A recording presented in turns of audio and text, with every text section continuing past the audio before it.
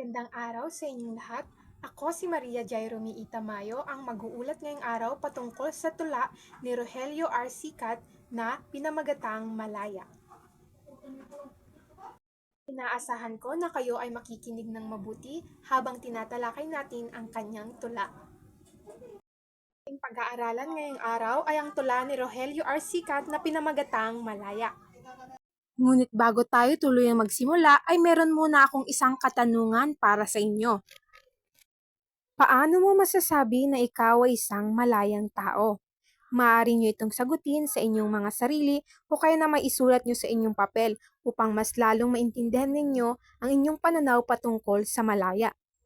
Kung ako ang inyong tatanungin patungkol sa katanungang ito, para sa akin ang isang malayang tao ay yung taong nagagawa niya ang lahat ng kanyang gusto nang walang tumututol sa kanya. Ngunit lagi nating tandaan ang kakaibat na kalayaan natin ay may negatibong dulot sa atin kung ito'y sumusobra. Kaya kailangan ay pagbutihin natin ang bawat desisyon na ating gagawin sa buhay kahit na tayo'y malaya na gawin ang lahat ng nais nating gawin. Bago tayo tuluyang magsimula sa ating tula, ay atin munang kilalanin si Rogelio R. Sicat, ang author ng Malaya.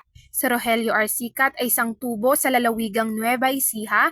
Bilang kwentista, nakapagtamo na siya ng mahalagang karangalan at gantimpala. Kabilang sa mga ito ang natamo niyang unang gantimpala mula sa Liwayway ay ang Impeng Negro noong 1963. Ang Impeng Negro ay ating kilalang kilala na dahil napag-aralan na natin ito nung tayo mga high school pa. So si Rogelio R. Sicat ang umakda rin ng tatalakayin natin ngayong araw na Malaya. Siya ay isang mahusay na kwentista. Kwentista ang tawag sa mga gumagawa ng maikling kwento. Ngayon ay dadako na tayo sa ating tula. Handa na ba kayong makinig? Aking babasahin ang unang saknong. Kung may bukid ako na sariling akin, sukat na kaya ko'y aking sasakahin. Ibig kong magsaka na ang aanihin, ikabubuhay ko may sa pawis ko galing. So makikita natin sa persona ng tula na hindi siya nagmamay-ari ng isang bukid, kundi ay pangarap niya na magkaroon ng isang bukid na kanyang sarili na kung saan ay iyong kanyang tataniman at sasakahin at yun yung ikabubuhay niya o gagawin niyang pagkain sa araw-araw niya. Kung saan ay pag lahat ng hirap at pawis niya ay tutuon niya doon para sa kanyang pagkain na galing sa kanyang dugot pawis. Yun at dumako sa ikalawang saknong. Balak ko'y magtayo ng kubong matibay sa may dakong tabi ng sapang isdaan. May balak din akong dito'y mag-itikan habang ako'y wiling bukid ang tirahan. Makikita dito na yung tao o persona sa tulang ito ay gustong-gusto niyang manirahan sa kabukiran na kung saan ay payapa at malayo siya sa ingay ng lungsod. Sabi niya dito ay gusto niyang magtayo ng kubong matibay. So sa probinsya, kadalasan na nakikita natin ay mga bahay kubo na kung saan ay gawa sa mga palig, sa mga kahoy, sa mga halaman, ganon. Sa may dakong tabi ng sapang isdaan. So gusto niya tabi siya ng sapa na kung saan ay pwede siya o maaari siyang makakuha ng isda kung gugustuhin niya man. May balak din akong dito'y mag-itikan. Balak niya din magkaroon ng business kung saan ay itikan. Habang ako'y willing bukid ang tirahan, nais niya na tumira lamang sa bukid na kung saan ay tahimik at simoy ng hangin lang yung iyong maririnig. Ngayon ay dumako na tayo sa ikatlong saknong. Atin ang basahin. Handa ang dalawang kalakiang pili na gagamitin ko kung sakali sa dalawang itong kawaksikong suki. Bukid kong maganday masasakang lagi. So ready na siya, makikita dito na ready na lahat ng gamit niya sa pagtatanim, pagpunta sa bukid. Gustong-gusto niya talagang magsaka at doon manirahan. Makikita mo sa tula sa persona ng tula na pursigido talaga siya na manirahan sa bukid. Bakit kaya no? Sa tingin niyo, bakit kaya siya pursigidong tumira sa bukid? Saan kaya siya nakatira sa totoong buhay? Let's see. Tayo na't dumako sa ikaapat na saknong. Sabayan niyo ako sa pagbabasa. Mawiwili akong hawakan ang ugit ng isang ararong pambungkal sa bukid. Ibig kong saksihang ang paggaway sulit kapag kabinatak ang butot ang bisig. So, yon makikita nga natin na yung persona sa tula ay gustong-gusto talaga na namanirahan sa bukid. Maging yung pambungkal niya, maging lahat ng gagamitin niya o mga kagamitan niya sa pagtatanim ay handang-handa na talaga siya. Handa niyang isakripisyo ang lahat, mapunta lang doon sa pinapangarap niyang buhay na kung saan ay sa bukid. Nais niya dong ialay lahat ng kanyang pagod at pawis kaysa sa trabaho na kung saan na hindi niya naman pinapangarap. So sa pagsasaka o ang buhay niya sa bukid ang ninanais niyang maging buhay. Tayo sa ikalimang saknong. Magagamayan kong magsakang parati, kaysa mamasukang may among kawani. Sa pagbubukid ko'y sagisag ang puri, na ang hari ako sa aking sarili.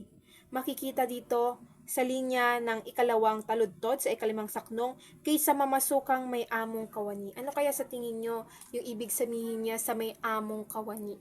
Ano kaya yung trabaho niya? O saan, anong ginagalawan niyang buhay, yung persona sa tulang ito. Sabi niya, sa pagbubukid ko'y sagisag ang puri.